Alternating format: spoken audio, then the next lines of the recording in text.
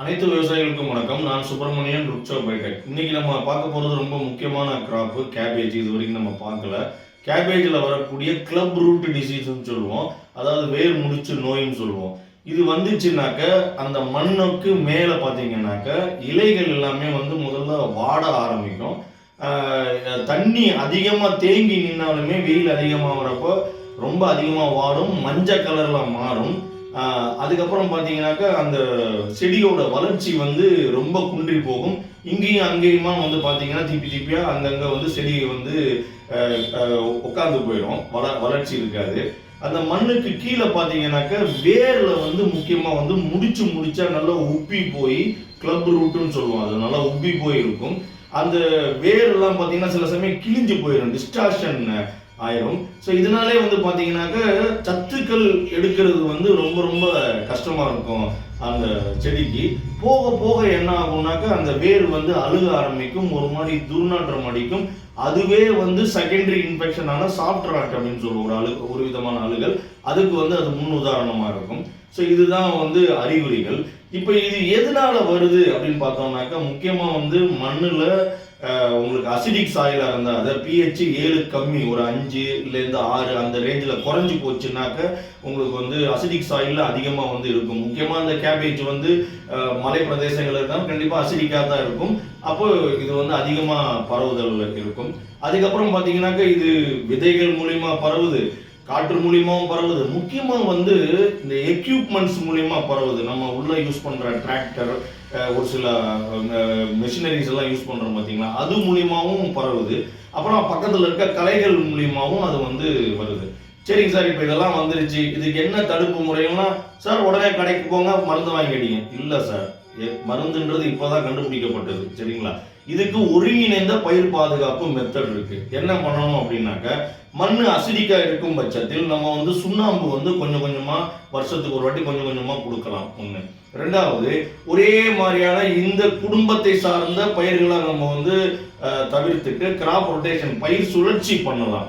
அதுக்கப்புறம் பார்த்தீங்கன்னாக்கா வயலை ரொம்ப சுத்தமாக வச்சுக்கணும், சுற்றியில் இருக்க களைகளை நம்ம எடுக்கணும். எந்த விதமான அந்நிய இல்லை புதுசாக ஒரு எக்யூப்மெண்ட்ஸை உள்ளே கொண்டு வரணுமோ, டிராக்டரோ எதுவாக இருந்தாலும் நல்லா கழுவிட்டு சுத்தம் பண்ணிட்டு உள்ளே கொண்டு வரணும். இதுக்கப்புறம் என்ன பண்ணாலும் இதை தாங்கி வளரக்கூடிய ரகங்கள் நிறையா அறிமுகப்படுத்தியிருக்காங்க. அதை நம்ம பயிர் செய்யலாம். இதுக்கப்புறம் பார்த்தீங்கன்னா நம்ம என்ன பண்ணலாம்னாக்கா அந்த விதையை நேர்த்தி பண்ணலாம். இப்போ விதை நேர்த்திக்கு பெஸ்ட் இந்த உலகத்திலே ட்ரைகோடர்மா நுண்ணுயிர் தான். அந்த ட்ரைகோடர்மா நுண்ணுயிர் மட்டும் இல்லாமல் கூட சூடோமோனாஸ், பேசிலஸ் சப்டிலிஸ் கொண்டது தான் நம்ம ருக்ஷோ பைடெக்கோட பிடிலிட்டி. இது 50 கிராம் பேக்கெட்டு. ஒரு ஏக்கருக்கு உண்டான தேவையான விதைக்கு நீங்கள் என்ன பண்ணலாம், இந்த 50 கிராம் பேக்கெட்டை பாதி எடுத்து அதை விதை நேர்த்தி பண்ணிடுங்க. அப்புறம் நாத்தா அப்புறம் அந்த நாத்து சீட்லிங் ட்ரீட்மெண்ட்னு சொல்லுவோம். நாத்தை முக்கி நடவு பண்ணலாம், இல்லை நேர்த்தி பண்ணலாம். அப்போ மீதி இருக்கிற 25 கிராம் அதை யூஸ் பண்ணலாம். அப்போ இது ஒரு 50 கிராம் வாங்கிக்கிட்டீங்கன்னா விதை நேர்த்தி, நாத்து நேர்த்தியும் நீங்கள் பண்ணிடலாம். இப்போ தாக்குதல் வர்றதுக்கு முன்னாடியே நம்ம என்ன பண்ணலாம், அடி உரத்தில் நம்ம பிடிலிட்டி ஒரு ஏக்கருக்கு 1/4 கிலோ போதுமானது. இதை நம்ம என்ன பண்ணலாம்னாக்கா, இது கிளப் ரூட்டு வேர் முடிச்சுல தான் இருக்கு. அதனால நம்ம முழுக்க ஸ்ப்ரே பண்ணா ஆகாது. எதிரி எப்படி இருக்கோ அதுக்கேற்ற மாதிரி நம்ம யுக்தி மாத்திக்கணும். இப்போ நம்ம ரூட் ட்ரென்ச்சிங் மட்டும்தான் பண்ணணும், வேர் சிகிச்சை. அப்போ நம்ம இதை என்ன பண்ணலாம்னாக்கா, ஸ்ப்ரேயரில் நாசில பிடிக்கிட்டு துருன்னு ஊற்றி விடலாம். இல்லை நல்லா 2 நைட்டு 4 நைட்டு ஊற வச்சுட்டு தேவையான அளவு தண்ணியோ இல்லை மணலோ எடுத்து நல்லா பெசரி விட்டு விசிறி விடலாம். இல்லை தூருக்கு தூர் வச்சு விடலாம். ட்ரிப்பு போட்டிருந்தீங்கன்னா ரொம்ப பெஸ்ட்டு, நல்லாவே கேட்டுரும்.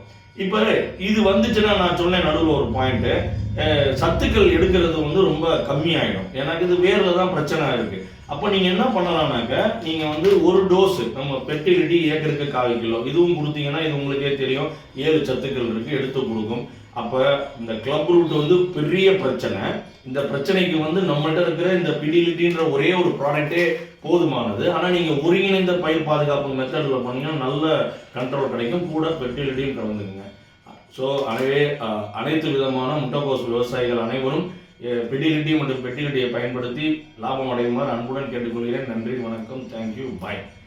மேலும் விவரங்களுக்கு 6383404512